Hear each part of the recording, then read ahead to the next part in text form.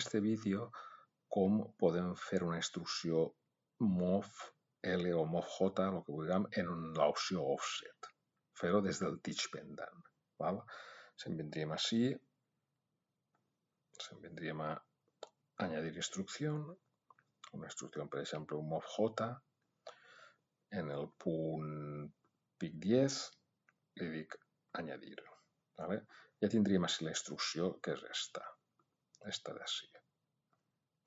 Però, si ens fixem només a ficar del WordObject, això també ho podem modificar des d'ací. Li diguem modificar instrucció i en argumentos opcionals li afegiríem l'argument del WordObject. Diguem que sí, acceptar i aplicar. I ja tenim la instrucció del mov J en aquest cas en el WordObject que no el teníem. WordObject 0. Però el meu objectiu era ficar un offset a aquesta instrucció mov J. Entonces me'n vinc així, modificar instrucció i en editor d'expressions tinc així tota l'estructura de la sintaxis de la instrucció, pic 10 i així, en funció, punxa en funció i li afegis l'offset. De manera que m'ha quedat offs i així diu exp, que això tinc que reomplir-ho ara.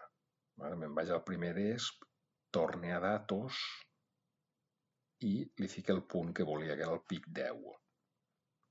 A continuació en exp li dic les coordenades de l'offset. En aquest cas, per exemple, imagina't que és borra així, passe a números, 0, aplicar, canvia el segon, això serà la X, canvia la Y, torna així, borre, me'n torna a aplicar i me'n torna així, borre, imagina que així ara són 40.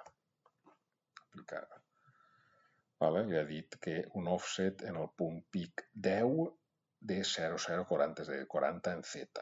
Aplicar i d'esta manera ha modificat la instrucció que tenia d'un mov J afegint-li un offset. Fent-ho des del teach pendant.